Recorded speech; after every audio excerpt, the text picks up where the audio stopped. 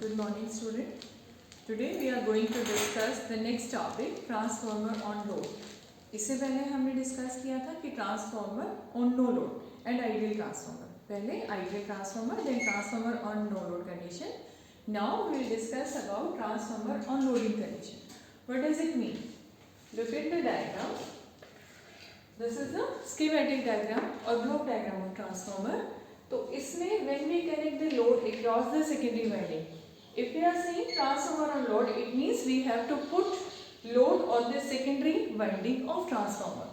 So whenever under loading condition, this will be the diagram, and in this diagram we have connect AC supply or alternating voltage to the primary winding, and secondary winding is connected through a load. Now what will be if the secondary is connected to the load? Then I2 current flows through the secondary winding, and the phasor difference. If you remember, we already discussed that I naught is your no load current. Means when secondary side is open, then when current flowing through the primary winding, we will call it will be your no load current. But at this time, secondary is connected through a load, so I2 is the current, because this now the circuit is also complete, so I2 is flowing through the load. Clear? So we discussed in the previous no load topic, we have seen that no load current or the phasor difference between the voltage and current, the phasor difference between voltage and current depends upon that which kind of load is connected to the transformer. यहाँ पर हमने क्या बोला मैंने कि phasor diagram में हम क्या डिफाइन करते हैं, क्या डिस्क्राइब करते हैं मेनली कि phase difference between the voltage and current, और उन दोनों के बीच में phase difference will depends upon that which kind of load is connected. Load means here which kind of load is connected.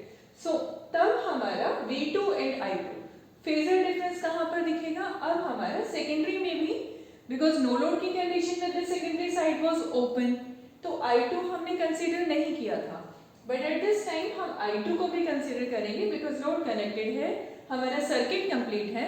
then we have to observe that what will be the phase difference between V2 and I2, and this phase difference exactly depends upon the type of load.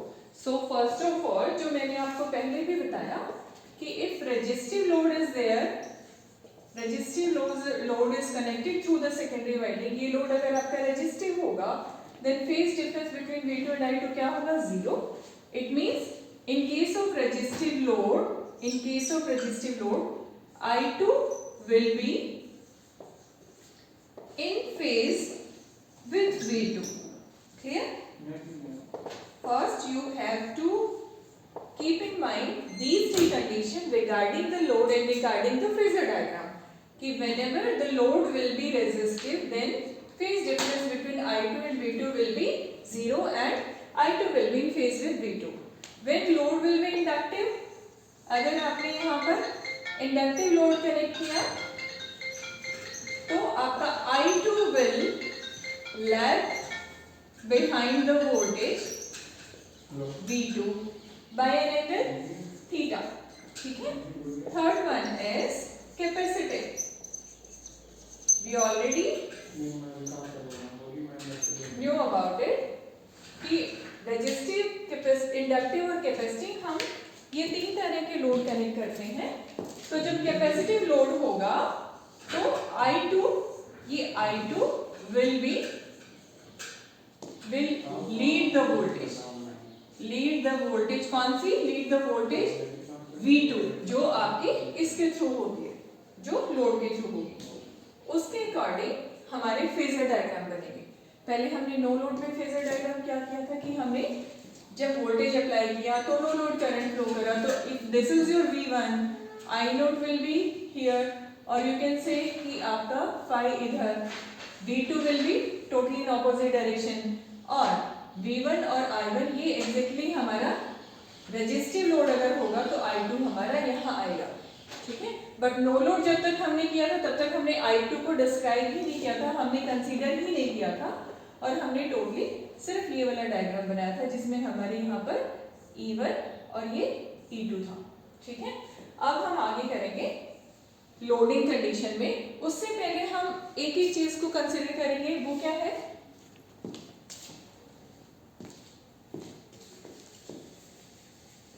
Just keep in mind these three things. अब हम one by one की loading condition में होगा तो क्या क्या चीजें, diagram क्या बनेगा। सबसे पहले हम नो लोड वाला डिस्क्राइब करेंगे कि अगर हमारा ट्रांसफॉर्मर में सेकेंडरी साइड ओपन है और ये प्राइमरी कनेक्टेड है और सेकेंडरी साइड ओपन है, तो स्टेप बाय स्टेप अगर हम ट्रांसफॉर्म ऑन लोड कंडीशंस को डिस्क्राइब करते हैं तो this is the first step. We have to start from the condition when it was under no load condition. When it was under no load condition your current will be like this, means no load current flow हुआ क्योंकि secondary side open है, ठीक है। अब ये करने के बाद क्या होगा, when alternating supply is connected to the primary winding, I node current starts flowing through the primary winding where the number of turns is N1. N1 is the number of turns into the primary winding. So when it flows through this primary winding number of turns, then it will produce MMF. It will produce MMF into the primary winding N1 I node. Okay, or you can say N1 I1 भी बोल सकते हो because it is primary winding का current. When it produces MMF into the primary winding, क्या होगा, flux will be set up over here phi, core में magnetic flux setup होगा, clear. अब नेक्स्ट कंडीशन सेकेंड स्टेप में, this is first step, second step में हमने वापस से ये डायग्राम बनाना है जिसमें आपने इस तरह से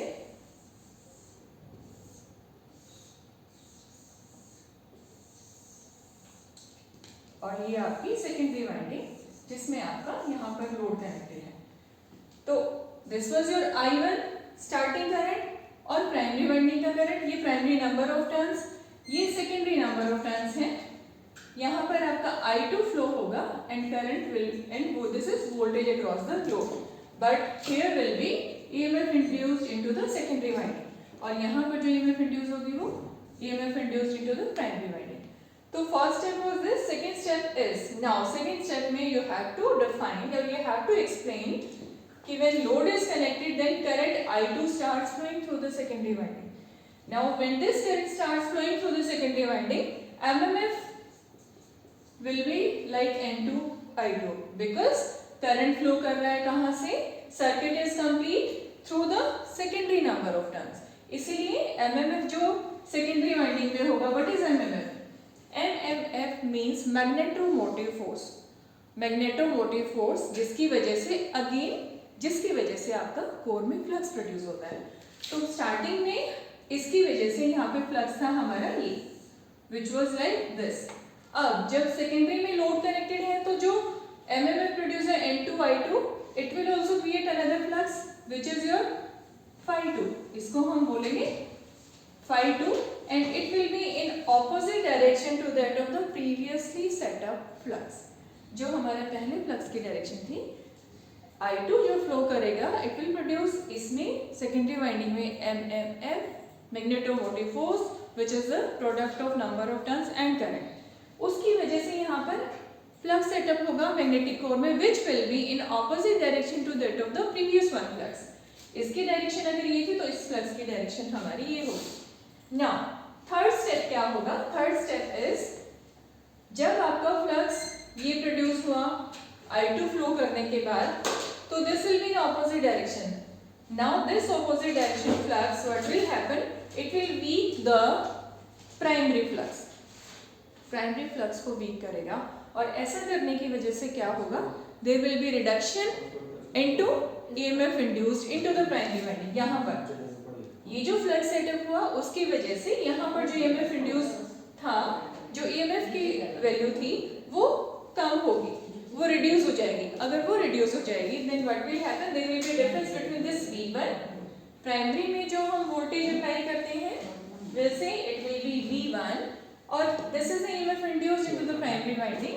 जैसा हमने प्रिंसिपल में पढ़ा था कि जब हम अल्टरनेटिंग वोल्टेज अप्लाई करते हैं तो करंट फ्लो करेगा, और जब यहाँ फ्लक्स सेटअप होगा तो उसके बाद EMF इंड्यूस होता है बिकॉज ऑफ इलेक्ट्रोमैग्नेटिक इंडक्शन। तो ये फ्लक्स सेटअप हुआ और यहाँ पर जो EMF इंड्यूस हुआ था जब ये I2 फ्लो करने के बाद एक और फ्लक्स सेटअप होगा आपकी कोर में जो उससे ऑपोजिट डायरेक्शन में होगा, that will reduce the value of E1। अब जो V1 और E1 का डिफरेंस था वो बढ़ जाएगा, तो उस दोनों के डिफरेंस को ओवरकम करने के लिए क्या होगा कि सेकेंड ये primary winding will draw more current from this source, it will draw more current from this source, तो उसको हम बोलेंगे काउंटर बैलेंसिंग करंट। ऐसा क्यों? इन दोनों को वापस से इक्वल लाने के लिए और इस फ्लक्स की पोजीशन को रीगेन करने के लिए, जो कि प्रीवियसली फ्लक्स आपका वीक हो गया था जब आपने यहाँ पर I2 फ्लो किया, तो जो फ्लक्स जो डिफरेंट डायरेक्शन में था वो वीक करेगा प्रीवियस वन को और इन दोनों के बीच में डिफरेंस बढ़ेगा। तो वापस से इस चीज को उसी कंडीशन में लाने के लिए, सेम फ्लक्स की वैल्यू लाने के लिए क्या होगा, V1 और E1 को इक्वल करने के लिए यहां से सोर्स और भी करंट ड्रॉ करेगा, जिसको हम बोलेंगे I1 dash. I1 dash is your counter balancing current, हम इसको बोलते हैं काउंटर बैलेंसिंग करंट। ये कब ड्रॉ करेगा प्राइमरी वाइंडिंग? जब एक्स्ट्रा करंट ड्रॉ करेगी, जब हमारी V1 और E1 की वैल्यू में डिफरेंस ज्यादा हो जाता है। To make it at the और टू सेटअप और जस्ट टू रिकंसीडर और retain the value of V1 और E1 सेम और इन दोनों के डिफरेंस को कम करने के लिए, तब हमारा I1 डैश जब एक और करंट फ्लो करेगा वो फिर अलग से, वो भी जब इसमें से जब I1 डैश यहाँ से फ्लो किया तो वो फिर से फ्लक्स सेटअप करेगा, यहाँ पर मैग्नेटोमोटिव फोर्स सेटअप करेगा, प्रोड्यूस होगी, जो जिसको हम बोलेंगे N1 प्राइमरी वाइंडिंग की नंबर ऑफ टर्न्स, और जो एडिशनल करंट प्राइमरी वाइंडिंग को गया जो सोर्स से, तो उसको हम बोलेंगे N1 I1 डैश। अब ये फिर से एक फ्लक्स सेटअप करेगा जो आपका Φ1 डैश होगा। कौन सा फ्लक्स?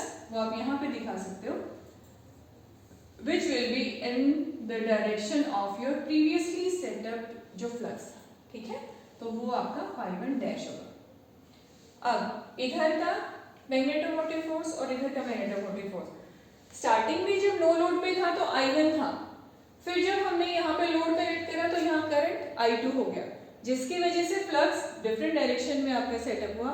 अगेन रीगेन करने के लिए और V1 और E1 की वैल्यूज में डिफरेंस ना आए उसके लिए यहाँ से एक्स्ट्रा करंट ड्रॉ किया, जिसको हम एडिशनल करंट बोलते हैं और काउंटर बैलेंसिंग करंट बोलते हैं, जो प्राइमरी वाइंडिंग में ही होगा। तो ये भी जो आपका वाइंडिंग के साथ लिंकअप होगा, ये प्राइमरी वाइंडिंग में से जाएगा, तो there will be magnetomotive force जो आपकी होगी N1 and I1 dash, means number of turns of primary winding and additional current जो हमारा थ्रू द प्राइमरी होगा, ठीक है। अब इसकी वजह से जो फ्लक्स सेटअप हुआ उसको कैसे, जैसे हमने I1 को डिनोट किया Φ1 डैश, जो वापस से उसी डायरेक्शन में है जिसमें पहले वाला था, तो आपका ये Φ1 डैश होगा। अब हम सिर्फ क्या कंपेयर करते हैं, इन दोनों, इस साइड के MMF और इस साइड के MMF, इन दोनों को हम N1 और I1 डैश, क्योंकि अब हमारा काउंटर बैलेंसिंग करंट है, और N2 और I2 सेकेंडरी साइड का number of turns and current. यहाँ से हम we can find out the value of I1 dash. कैसे? वी विल शिफ्ट ये N1 उधर शिफ्ट हो जाएगा डिवाइडेड बाय N1। अब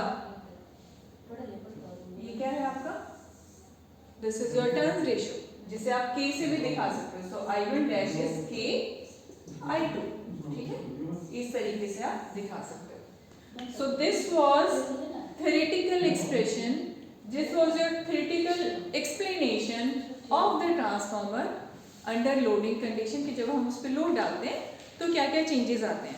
नेक्स्ट टॉपिक में हम डिस्कस करेंगे जो हमने यहाँ पर लोड डाला और जो हमने पहले डिस्कस किया था कि जब लोड कनेक्ट करते हैं रेजिस्टिव, इंडक्टिव, कैपेसिटिव, तो फेजर डायग्राम उसके कैसे बनेंगे वो हम अगली क्लास में करेंगे। First you have to explain theoretically कि हाउ ट्रांसफार्मर विल बिहेव और कैसे उसमें एमएफ इंड्यूस होगा, कैसे उसमें मैग्नेटोमोटिव फोर्स होगी दोनों वाइंडिंग में, और उनके बाद उसमें मेन फ्लक्स में और पहले वाले फ्लक्स में कंडीशन वापस कैसे आएगी, रीगेन कैसे करेगा, वो हमें इस तरह से डिस्क्राइब करना होगा। This is the topic. If it will be asked like कि explain the transformer on no load on load condition, तो आपको इस तरह से एक्सप्लेन करना है। जब फेजर डायग्राम पूछेंगे तो आपको इसी लोड के अकॉर्डिंग आपको फेजर डायग्राम ड्रॉ करना है। Will do that topic into our next lecture.